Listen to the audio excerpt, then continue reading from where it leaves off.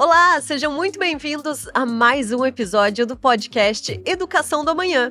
Hoje vamos falar sobre um tema essencial para a inovação do ensino: as metodologias ativas. Como essas abordagens podem transformar a aprendizagem e tornar o estudante o protagonista do seu próprio percurso acadêmico? Como tirar o máximo de proveito do ambiente universitário e escolher as possibilidades que mais fazem sentido para o seu futuro profissional? O podcast Educação do Amanhã vem na parceria de Unicinos. Na Unicinos, você é o protagonista da sua própria trajetória. Com cursos de graduação conectados com o mercado de trabalho atual, você tem uma infraestrutura completa e tecnológica para os seus estudos. Conheça os campi de Porto Alegre, de São Leopoldo e venha estudar na 4ª melhor universidade privada do Brasil. Unicinos, nossa sala de aula é o mundo. Produção de Lucas Vieira, operação de áudio e vídeo de Leandro Carvalho e Victor Mira. E hoje eu recebo Miguel Vedi, que é decano da Escola de Direito da Unicinos, e a Maria Alice Rodrigues, que é professora e coordenadora do Prajur da Unicinos. Sejam muito bem-vindos. Obrigado. Obrigada. Professores, quero começar perguntando para vocês, pedindo para que vocês expliquem para quem nos assiste o que é, afinal de contas, uma metodologia ativa de ensino e por que esse é um tema importante quando a gente fala em ensino superior.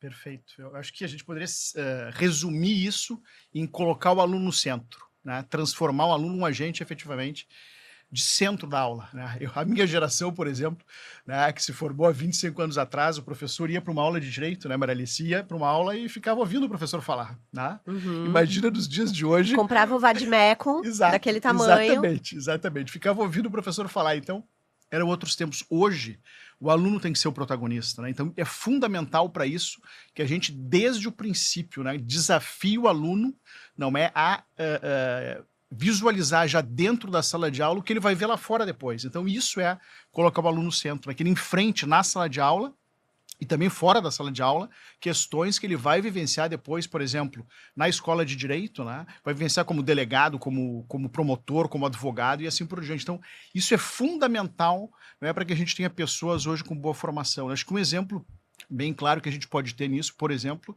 é a questão do próprio desempenho, né, da escola. Por exemplo, na prova da OAB, a gente tem o selo OAB Recomenda, né? Só 3 instituições em toda a região metropolitana tem. Por quê? Porque o aluno está no centro. Então, isso é fundamental para que realmente as pessoas vivenciem dentro da sala de aula aquilo que elas vão fazer depois na prática. Tá. E de que forma ela vai vivenciar isso? Quais são os tipos de metodologias ativas que são mais comuns e que trazem esse aprendizado do mundo fora dos muros da universidade, fora da sala de aula, para dentro e para o cotidiano desse aluno? Uma das formas, né, de realizar atividades assim com metodologias ativas é o que nós fazemos justamente no Núcleo de Prática Jurídica, no Prajur, né, em que o aluno faz o atendimento de pessoas que buscam a orientação jurídica, acesso à justiça. Então, são os alunos que identificam, fazem entrevista, identificam qual a melhor solução jurídica. Eles são desafiados a pensarem em conjunto com o grupo, né? Isso também proporciona uma experiência de discussão em grupos, que é uma das competências mais exigidas hoje pelo mercado, né? A capacidade de trabalhar em equipe. Então, os nossos alunos lá no Prajur, eles vivenciam isso, porque eles fazem os atendimentos, eles buscam as soluções jurídicas e depois fazem os encaminhamentos. Eu acho que é interessante também, né, Maria Alice, por exemplo, um exemplo bem objetivo disso, né? Nós atendemos até caso de júri, né, no núcleo de prática. Então, os alunos, né, quem vai fazer a defesa dessas pessoas hipossuficientes é o advogado lá da Unicinos, ou o professor lá da Unicinos, eventualmente. E os alunos ajudam, né, a analisar esses processos, a construir essas teses e auxiliam na defesa dessa pessoa que está no júri. Então, e não só no júri, na área civil também, na questão de superendividamento. Tem muitos problemas hoje de superendividamento. Enfim, os alunos ajudam a compor a solução prática para aquela pessoa, uma pessoa real, de carne e osso, que pode, quer dizer, se perder o processo, pode ir para a cadeia, se perder o processo, pode perder os seus bens, então o aluno ajuda a efetivamente mudar a vida daquela pessoa ali de carne e osso que está precisando, né, ter o seu problema jurídico resolvido. Então, eu acho que isso é um fator fundamental, não é? Na construção de um profissional do direito que seja ético, que seja capaz, que seja qualificado e que consiga efetivamente entregar para a sociedade aquilo que ele espera, né? Por isso que essas metodologias ativas são tão importantes. Né? Uhum. E acho que dessa forma também o aluno sai um pouco do ambiente do imaginativo, né? De você pegar um caso que vai estar ali num livro, que o professor vai trazer para você, e aí você tem que Exato. imaginar a situação. Acho que traz esse pé no chão, assim, mais fincado na realidade Sim, prática, o né? desafio é exatamente esse. Ele está diante de uma situação que é real. E é ele quem é convocado, digamos assim, a buscar uma solução. Claro que sob a orientação dos professores, mas num primeiro momento é o aluno, são os alunos que fazem o atendimento, né? Por exemplo, no exemplo que o Miguel deu da preparação do júri, os alunos examinam e preparam toda a tese de defesa. Quando o réu está em liberdade, eles fazem, inclusive, entrevistas com o réu, preparando para o júri, e depois, no dia do júri, acompanham o advogado que está lá, né? E estão lá como se fossem a banca de advogados de defesa. Então, essa é uma experiência que é fundamental, porque é a realidade. Eles estão não diante de uma simulação, nem diante, né, de um problema criado. Não, em cima de casos reais que eles trabalham.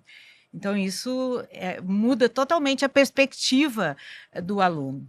Para dar um exemplo, assim, os alunos, por exemplo, eles vão ter que decidir junto com o professor esse réu vai falar ou vai ficar em silêncio, né? Exato. Durante o julgamento. Se ele não falar, o que pode acontecer? Né? Se ele ficar em silêncio, como é que os jurados vão interpretar isso? Né? Se ele falar, ele pode se autoincriminar, então ele tem que ter cuidado para falar. Que estratégias ele vai usar e assim por diante. O aluno participa dessa decisão, debate essa decisão, e depois, claro, a palavra final vai ser do profissional que vai estar ali, né, atuando naquele caso, mas eles ajudam a compor essa decisão. Né? E além disso, acho que é importante, né, Marisa, desde o começo do curso, lá no primeiro semestre, né, o aluno já tem atividades acadêmicas, né, disciplinas, por exemplo, como direito penal ou direito civil, coisas que, por exemplo, no meu tempo, o sujeito ia estudar lá no quarto, quinto semestre, né? Então ele já começa a ver coisas muito palpáveis, muito reais desde o começo. Né? E além desses casos reais, eu acho que é importante referir isso também, ele também trabalha com casos simulados, né? E nessas outras atividades que não estão lá no núcleo de pesquisa. Por exemplo, em sala de aula, vou dar o meu exemplo pessoal, né? Que eu dou aula de processo penal. Os alunos, agora, né, nos próximos dias, eles vão ter 3 encontros, em que em todos esses encontros eles vão fazer julgamentos simulados. Então vai ter um grupo que vai acusar, um grupo que vai defender e um grupo que vai julgar. Depois eles vão invertendo essas posições com outros casos. Então, nesse outro caso, o grupo que acusou vai defender, o grupo que defendeu vai acusar, e depois o grupo que julgou vai ter que acusar e defender também. Então, isso coloca o aluno numa mentalidade, porque é diferente a pessoa, num processo, acusar, defender ou julgar. Isso o aluno entra dentro da, digamos, ele vai usar a mente dele para acusar, para defender e para julgar. Isso é diferente, cada profissional do direito, e ele vai se encontrar aí, tá? O que eu gostei mais de fazer? Eu gostei mais de julgar, eu gostei mais de acusar, de defender. Qual é a minha vocação verdadeira? Então, isso é um fator, eu acho, fundamental para o aluno nos dias de hoje. Né? A minha geração é uma geração que ia fazer isso lá no final da faculdade. Então, eu acho que a grande revolução que a gente está vendo, eu acho, no campo da educação, especialmente na área do direito, é colocar isso desde o princípio para o aluno enfrentar essa realidade. Eu acho que essa diferença é Eu ia justamente extraordinária, perguntar, assim, porque também não me parece que é algo que não existia. Simplesmente nunca houve nada a respeito e agora virou uma grande novidade. Não, as metodologias ativas me parece que elas sempre existiram no ambiente universitário. Mas eram pouco usadas. Quer dizer, as aulas eram essencialmente, né, o professor Não, da e sua acredito cátedra... que principalmente no direito, No né? direito, especialmente, o professor da sua cátedra falava durante a aula, os alunos anotavam, né, e depois estudavam para uma prova. Né? Hoje em dia, o aluno é desafiado a analisar o caso, compor o caso, o que é estratégico para esse caso, debater em grupo, né? Que é outra coisa fundamental hoje em dia, saber trabalhar em grupo, em equipe, né? Que solução, às vezes, tu vai ter que abrir mão de uma posição para conseguir a outra e assim por diante, né? E como, para além disso, eu acho que tem uma outra coisa que eu lembro que era muito comum no meu tempo de universidade também, que faz um pouquinho de tempo já, mas também não tanto, é falar sobre experiências internacionais. Eu queria entender como isso funciona na escola de direito, se experiências internacionais como intercâmbios, você fazer um mestrado, sanduíche, se isso ainda é praticado, se é interessante para o direito, porque também, né, a gente Claro. tem legislações específicas para cada país, mas tem áreas do direito que podem se conversar. Exato. Então, a gente tem o mestrado profissional e tem o mestrado e doutorado acadêmico. Então, todos eles têm parcerias internacionais, né? Com universidades internacionais. Então, tem vários alunos nossos no mundo inteiro. Tem alunos que vão para Berkeley, uma turma foi para Berkeley, por exemplo. Né? Nós temos alunos que vão para Espanha, para Itália, né?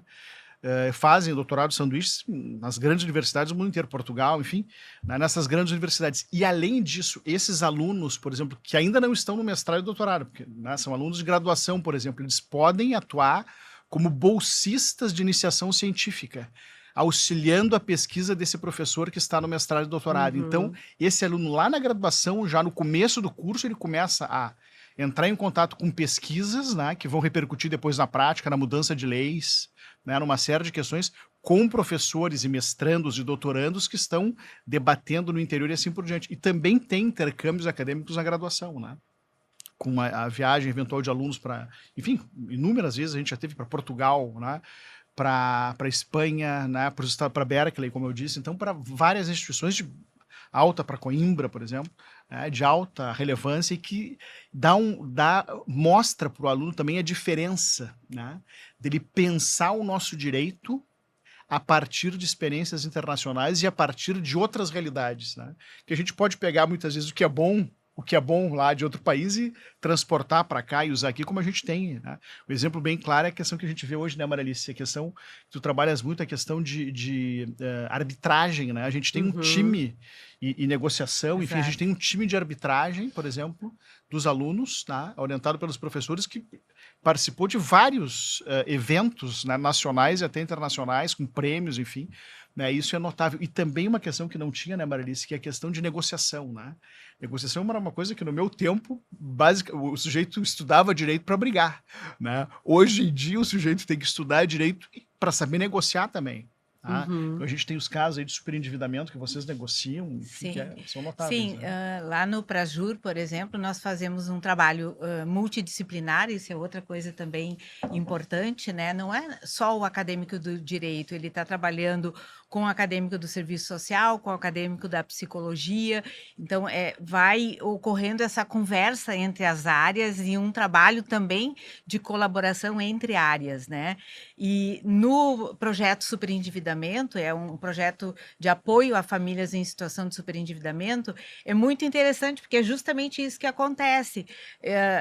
Estarão alunos do direito, do serviço social e da psicologia juntos, recebendo pessoas em situação de superendividamento, analisando aquela situação que ela traz e encaminhando, né, para uma conciliação prévia que a lei prevê atualmente, né, e eventualmente para a ação de repactuação. Mas para ela chegar até a ação, caso não seja possível a conciliação, essa pessoa passou por uma equipe, foi orientada, né, por equipe interdisciplinar.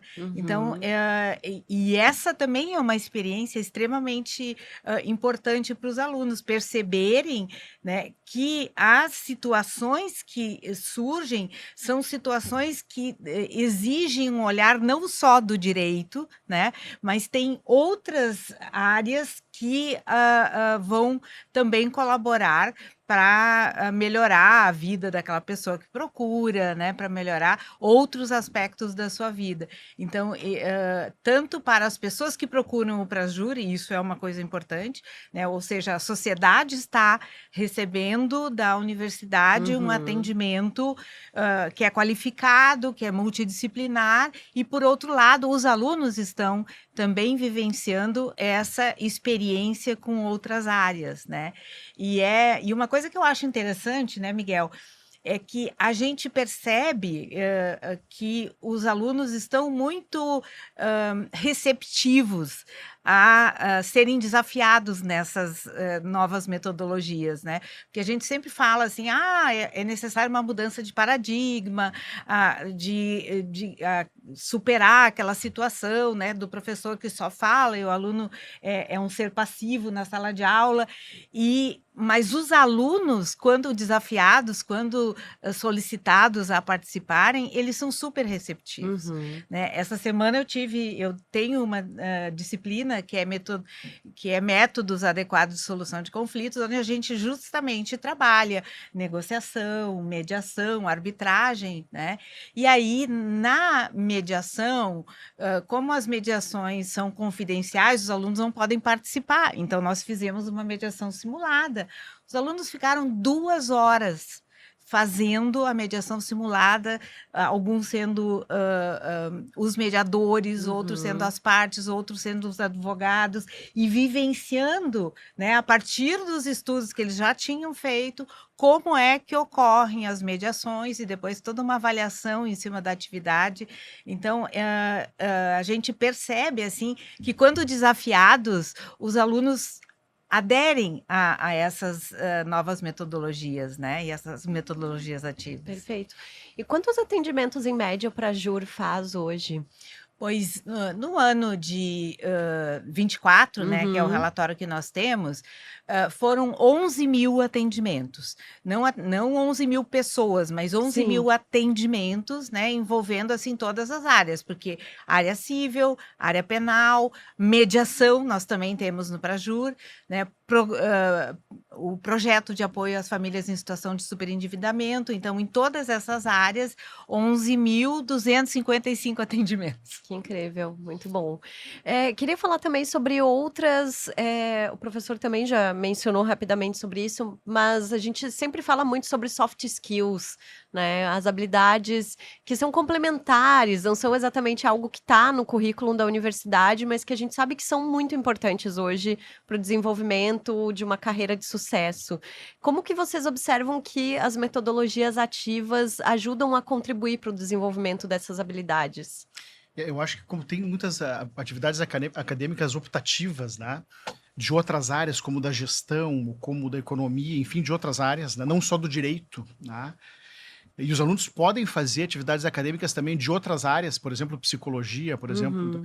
Eu acho que cada vez mais as metodologias ativas vão desafiar os alunos para eles terem essas capacidades que hoje nós vemos que são cada vez mais fundamentais, né? Inteligência emocional, na resiliência, na fortaleza, vamos dizer assim, para enfrentar, especialmente no âmbito do direito, porque ele vai ter revés, ele não vai ganhar todos os processos, né?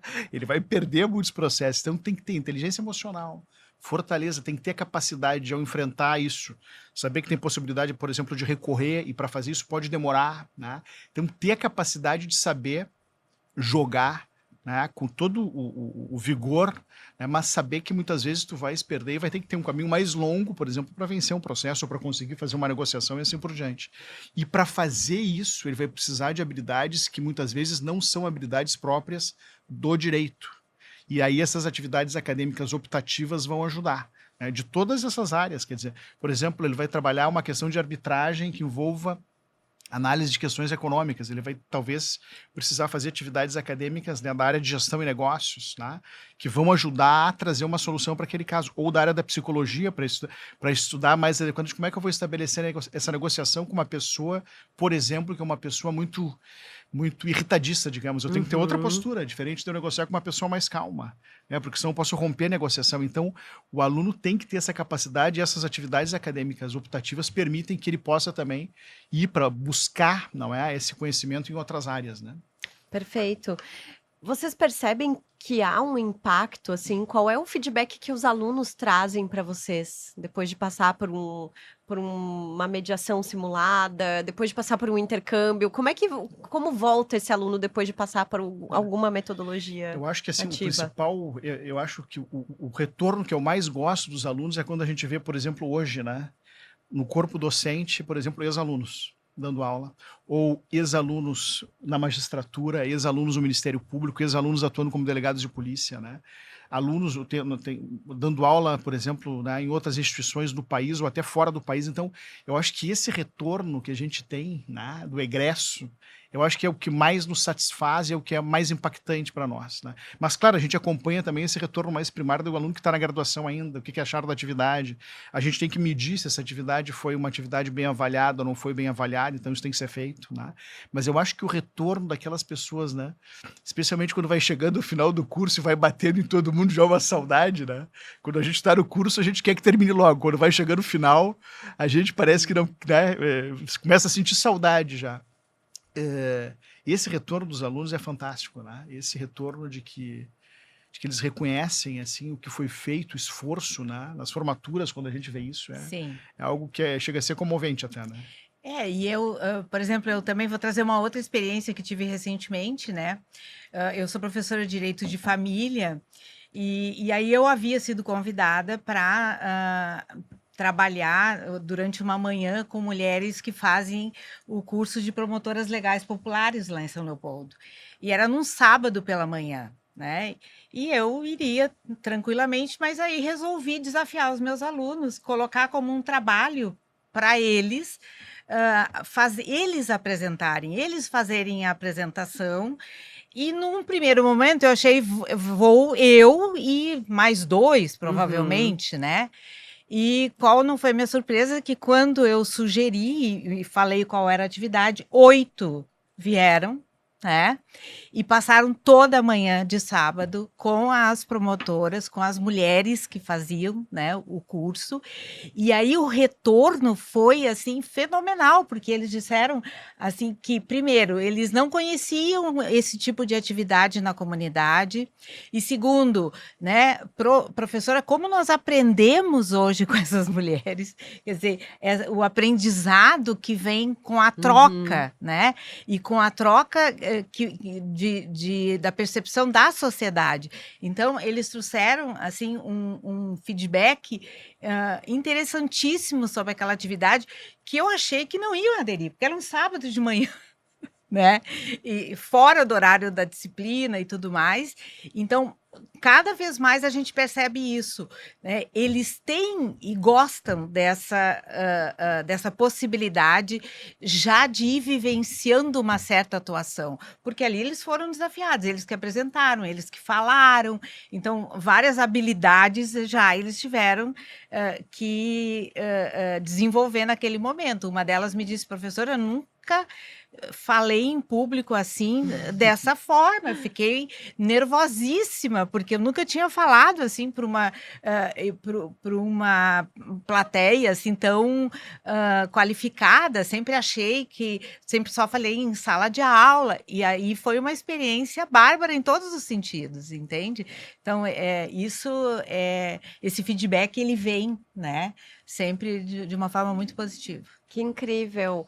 A gente já está encaminhando para o final do nosso episódio e agora é aquele momento do tema de casa, em que eu quero uma dica de vocês, de algum livro, de algum filme, alguma coisa que vocês queiram recomendar aí para os estudantes de direito ou não, para quem está nos assistindo conferirem.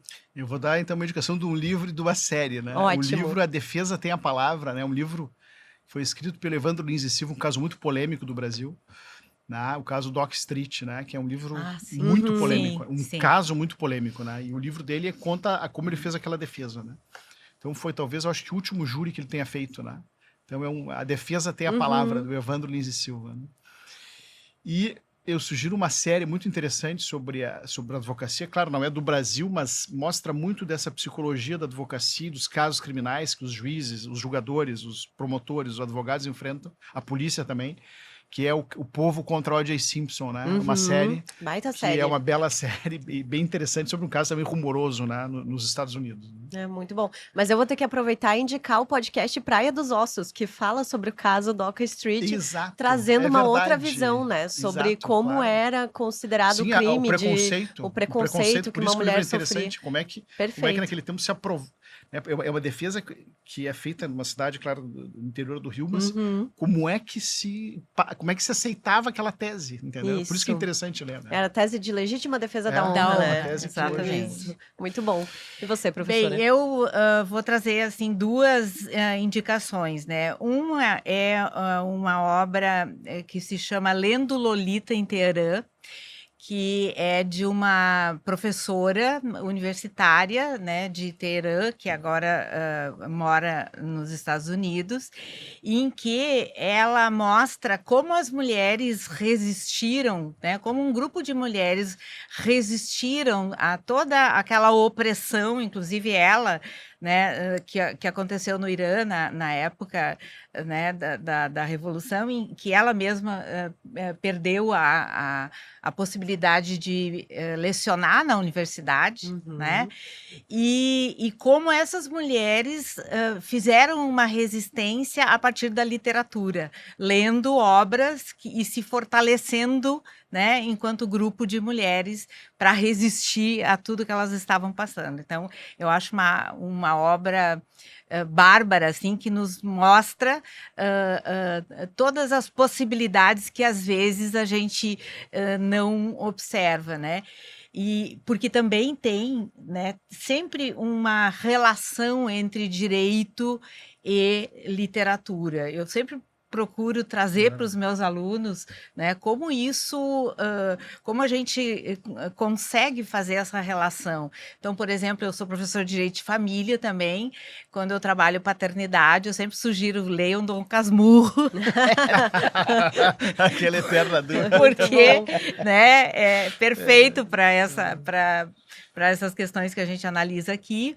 E a outra obra, eu não vou lembrar o nome, mas é o último livro da Chimamanda, que também fala, né, daquela autora nigeriana, que também fala sobre como as mulheres sofrem opressão das mais diversas formas ainda na sociedade atual, né? E como cada uma enfrenta isso. E isso tem relação com o direito de família, né? Com todos os avanços e retrocessos que nós temos aí nessas áreas. Perfeito. Muito obrigada pela presença de vocês. Adorei essa conversa. Fiquei super curiosa para acompanhar essas mediações e júris por aí. Muito bom. Obrigada mesmo. Obrigado, a gente que A agradece. gente que agradece aí a oportunidade. Gente, você que nos assistiu por aqui, fica ligado também, porque toda segunda-feira tem quadro no Gaúcha Hoje, do Educação do Amanhã, trazendo dicas aí para você que tá a fim de saber mais sobre o universo do ensino superior no Brasil. No mais, a gente volta daqui um mês com mais um episódio do Educação do Amanhã. Beijos, tchau!